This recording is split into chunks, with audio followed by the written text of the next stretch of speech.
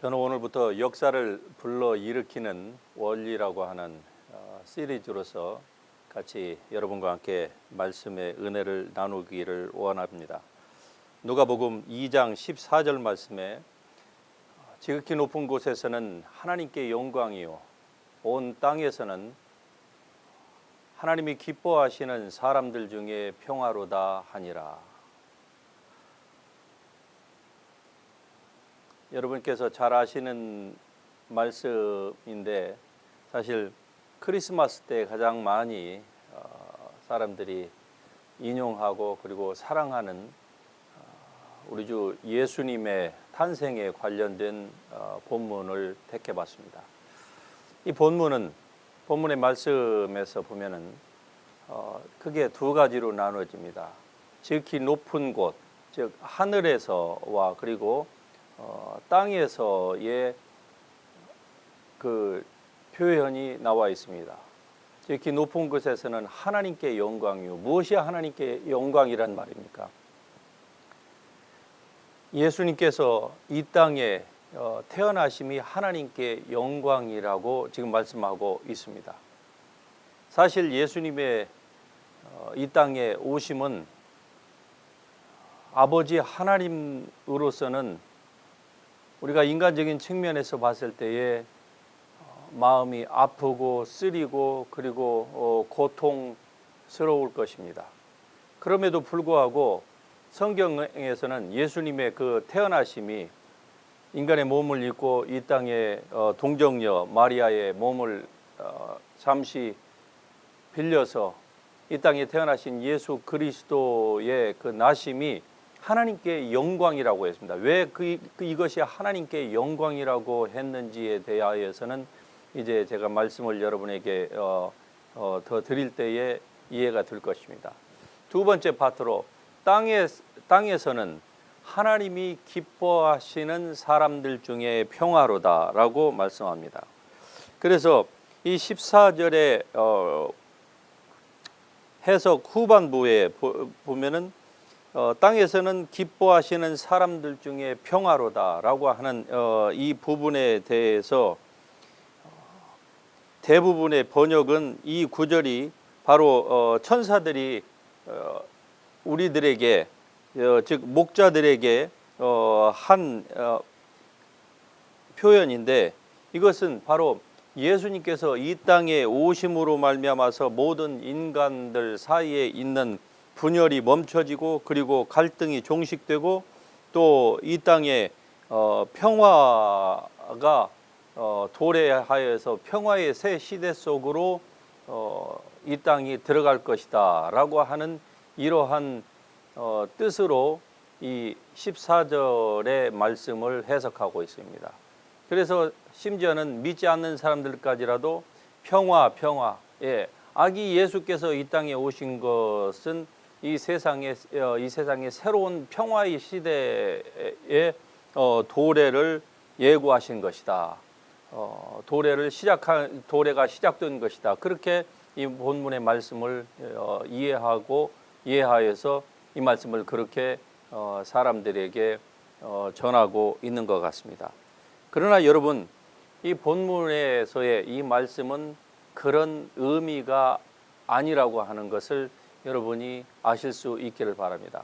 물론 예수님께서 오셔서 사람들의 마음 사이에 평화가 생긴 것은 사실이에요. 그것을 부정할 수는 없을 것입니다. 그러나 이 본문의 말씀의 그 핵심의 뜻이 땅에서는 하나님이 기뻐하시는 사람들 중에 평화로다. 단순히 그 평화라고 하는 그것이 본문 말씀의 핵심이 아니라 그 말이죠.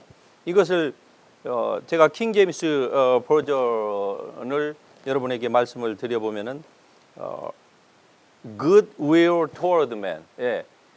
이 땅에서는 사람들 사이에 사람들에게 평화인데 즉 무엇인고 하니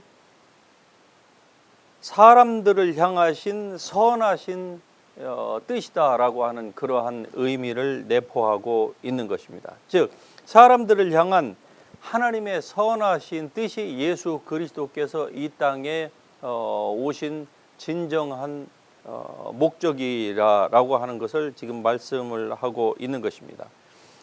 여러분, 예수님께서 이 땅에 오심으로 말미암아 세상 많은 사람들이 생각하는 것처럼 세상에 평화가 와서 이 세상이 평화로운 세상으로 바뀌어서 유토피아로 변할 것이다. 어떤 종교가 얘기하는 것처럼 그러한 것이 결코 아닙니다.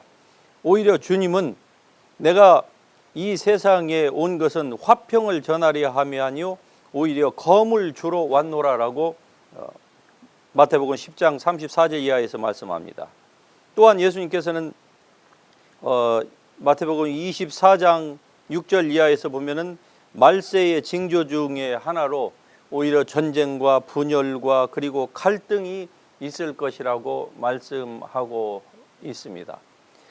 이러한 모든 것들을 종합해 볼 때에 예수님께서 이 땅에 오신 것이 이 땅에 평화의 나라를 세우시기 위하여서, 즉 육체적으로 임하는 평화의 나라와 나라 사이에 종족과 종족들 사이에 전쟁이 그치고 그리고 이 땅에서 영원한 평화의 그 왕국이 세워질 것이라고 하는 것이 바로 성경이 우리에게 가르친다고 사람들이 그렇게 얘기를 그렇게 배웠고 그리고 그렇게 많이들 생각하고 있습니다. 그러나 여러분, 절대로 그것이 아니라고 하는 사실이죠. 예수님의 오심이 하나님께는 왜 영광이느냐 하면은 그것은 바로 하나님께서 그토록 사람들을 사랑하셨습니다.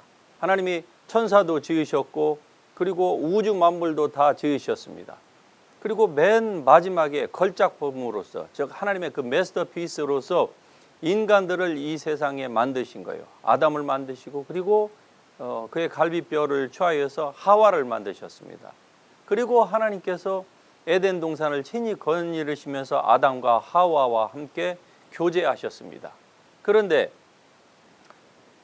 아담이, 인류의 시조 아담이 하나님처럼 될 수 있다고 하는 그 사단의 꾀임에 빠져서 정말로 선과 악을 자기도 하나님처럼 구분해 보려고 하나님처럼 높아지려고 하는 그러한 교만한 마음을 가지고서 범죄함으로 선악과를 따먹으로 말미암아서 죄가 세상에 들어오게 된 것입니다. 그때로부터 시작해서 이제 하나님과 사람과의 관계가 완전히 단절되어 버렸습니다. 너희가 먹는 날에는 반드시 죽으리라 라고 주님께서 말씀하셨는데, 하와는 그 말씀을 반드시 죽으리라가 아니라 죽을까 하노라, 이렇게 그 말씀을 왜곡해서 받아들이기 시작한 거예요. 그 결과 마귀가 하나님의 말씀에 근거해서 서 있지 못하는 이 하와에게 더 유혹을 가했고, 그로 말미암아서 자기가 범죄했을 뿐만이 아니라 하나님의 명령을 어기고 따먹었고, 그리고 자기의 남편인 이 아담에게까지 그것을 줌으로 말미암아 둘이 공모해서 주께서 말씀하신 것처럼 그들이 정령 죽으리라, 하나님으로부터 분리됨으로 말미암아 그들의 영이 죽었던 것입니다. 그때로부터 인류의 비극이 시작된 것이죠. 하지만 하나님은 이 땅에 사람 지으셨음을 한탄하시기는 하셨습니다. 그래서 노아의 홍수와 같은 이러한 온 지구상에 임하는 대재앙을 하나님께서 보내셔서 인류를 다시 시작하시려고 하셨어요.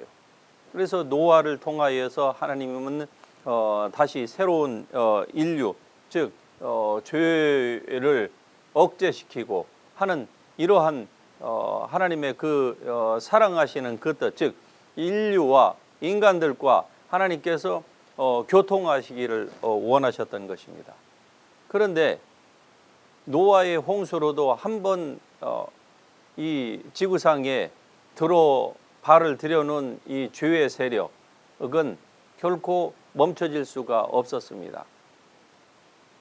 그렇다고 해서 하나님께서 다시 또 노아의 홍수와 같은 지구의 대재앙을 일으킬 수는 없으셨습니다.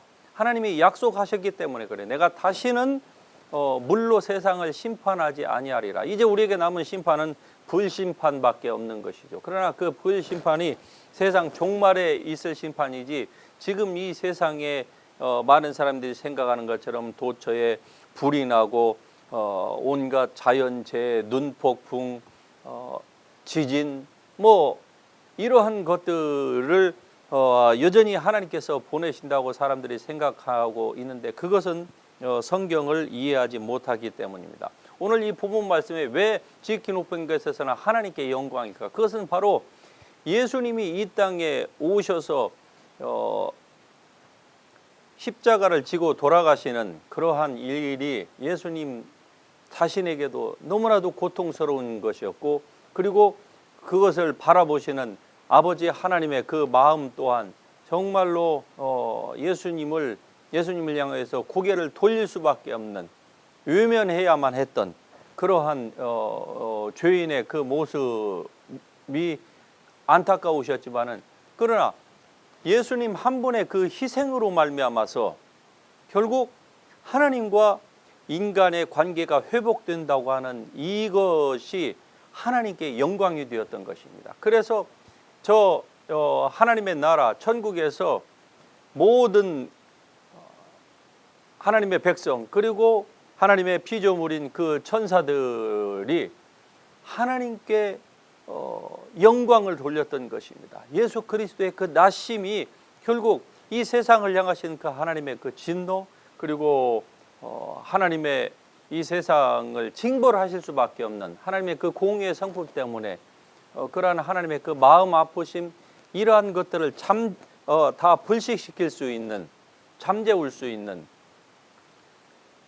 그 효력을 발생하기 때문에 예수님이 이 땅에 태어나심이 그렇게 하나님께 영광이 되었던 것입니다. 그리고 그러한 예수님의 태어나심은 단순히 사람들 사이의 그런 평화를 뛰어넘는 즉 사람들을 향한 good will 하나님의 선하신 뜻이 바로 여기에 있다고 하는 것을 말씀하고 있는 것입니다. 여러분 헬라 성경에서 보면은 우리가 영어에서 가스펠이라고 하죠. 가스펠이 헬라 원어로 가서 보면은 당시에 이 가스펠이라고 하는 그 단어가 헬라어 문헌에서는 거의 찾아보기 힘든 불과 2개, 3개 정도 3번의 그 단어밖에 이 가스펠이라고 하는 이 단어가 언급이 되지 않았습니다. 이유는 이 good news라고 하는 이 단어를 이해하면은 왜 그렇게 이 단어의 용도가 적었는지를 여러분 이해하실 수 있을 것입니다.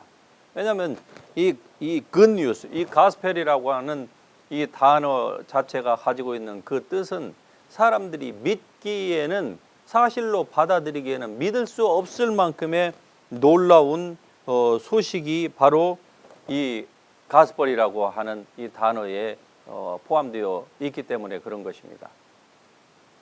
실제로 만일에 여러분이 사업을 하다가 잘못해가지고 $10,000의 빚을 지었다고 가정해 보십시다. 완전히 개인 생활이나 가정 생활이 풍지박산이 났습니다. 그런데 빚은 $10,000,000예요. 그 빚을 어떻게 피할 방법이 없어요. 도망가고 싶어도 빚 때문에 도망갈 수도 없고 여러분 자신의 몸을 갖다가 판다고 할지라도 $10,000,000라고 하는 이 돈은 도무지 일평생을 죽도록 고생한다고 할지라도 갚을 수 있는 돈이 아닙니다.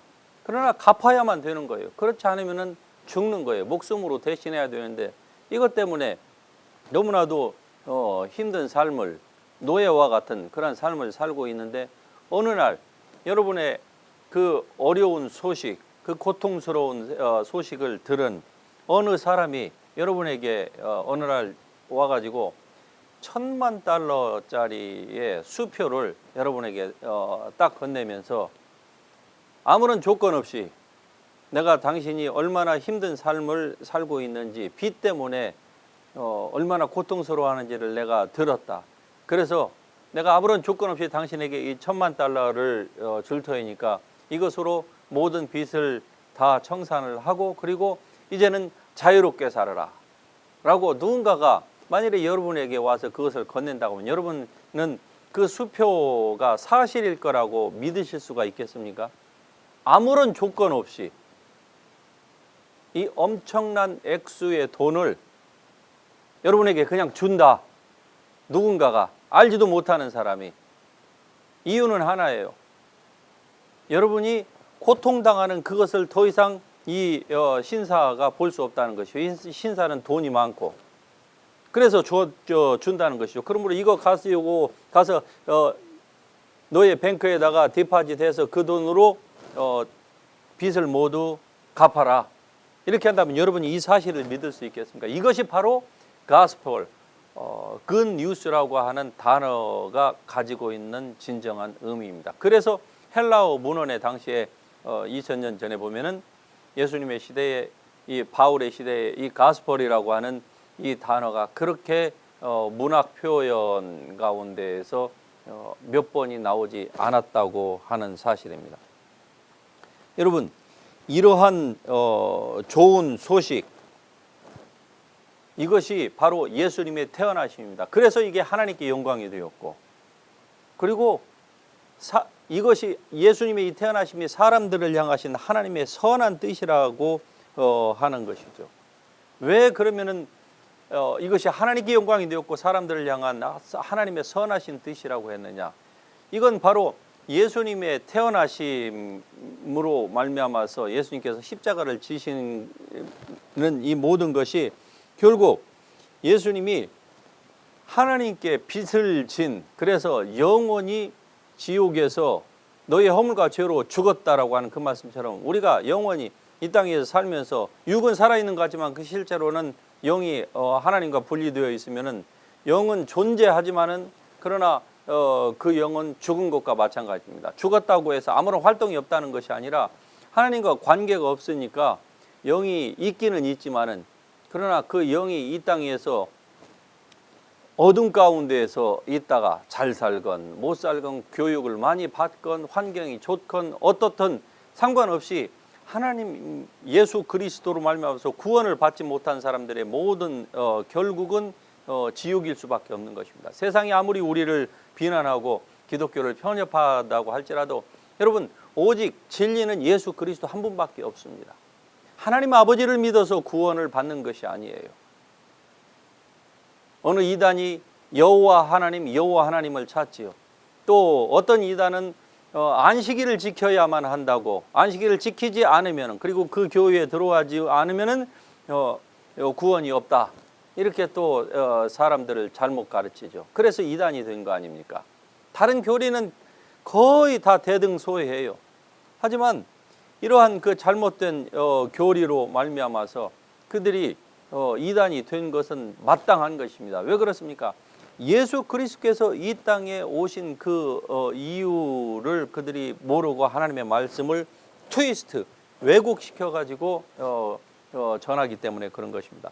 여러분, 예수님이 이 땅에 오셔서 십자가를 지신 것은 우리의 모든 죄의 값을 주님께서 다 치르셨다고 하는 의미입니다. 그러므로 이제 그리스도 예수 안에 있는 사람은 보라, 새 것이 되었도다. 새 것이 되었다는 말은 이전 것이 다 지나갔다는 거예요. 이전 것이 지나갔다는 말은 이전에 우리의 양 어깨에 드리워진 율법을 범함으로 말미암아 우리가 받을 수밖에 없는, 대가를 치를 수밖에 없는 모든 죄와 저주가 다 우리의 옛사람이 죽음으로 말미암아 우리의 모든 죄값이 다 사라져버린 것입니다. 한 사람이 많은 죄를 지었습니다. 그래서 그가 그 죄 때문에 평생을 감옥에서 살 수밖에 없는 그러한 상태로 체포령이 내렸습니다. 이제 잡히기만 하면은 그는 감옥에 들어가서 일평생을 거기에서 나오지 못하고 살아야만 하는 거예요. 그런데 만일에 그 범인으로 지목된 사람이 죽지 않습니까? 그러면은 공소시효 없음, 그것으로 사람이 죽음으로 말미암아서 모든 죄까지도 다 끝나는 것입니다. 더 이상 그를 추궁할 수가 없어요. 왜? 실체가 없어졌으니까. 죄라고 하는, 범죄라고 하는 그 무형의 실체는 있지만 실제로 그것을 그 빚을 갚아야 되는 사람이 사라져 버리니까. 이것이 바로 예수 그리스도께서 우리에게 오셔서 행하신 일이고, 이제 누구든지 이러한 예수님의 이 은혜를 받아들이는 사람, 주 예수를 믿어라, 그리하면 너와 내 집이 구원을 얻으리라. 여러분, 이 구원, 이 소조라고 하는 이 말은 율법의 모든 저주에서 속량된다는 거예요. 이 죄값으로 말미암아서 마귀가 우리를 계속 우리의 선하지 못한 양심을 부추겨서 우리로 하여금 너는 가치가 없다, 너는 상처가 있다, 너는 이렇게 하나님의 말씀에 순종하지 못하고 사는데 그래도 네가 하나님 앞에 바로 설 수 있다고 하느냐, 이렇게 마귀가 우리를 계속적으로 공격하는데, 여기에서 사람들이 이 guilty feeling에서 벗어날 수 있는 사람이 없어요. 그래서 사람들이 고통 가운데 사는 것입니다. 킬케고리라고 하는 사람이 이런 얘기를 했지요. 불안은 바로 죽음에 이르는 병이다. 왜 사람들이 불안할까? 하나님을 떠났기 때문에 근본적으로 불안한 것입니다. 많이 가졌어도, 누린다고 할지라도, 지위가 있어도, 여러분, 사람 속에 있는 이 불안함, 하나님과의 관계가 회복되지 않고서는 이 불안함을 떨칠 길이 없는 것입니다. 그러나 우리가 예수 그리스도를 믿음으로 말미암아서 이제 이 모든 불안, 이 저주로부터 우리는 속량함을 받았습니다. 예수님이 이 모든 값을 치르셨기 때문에 그러한 것입니다.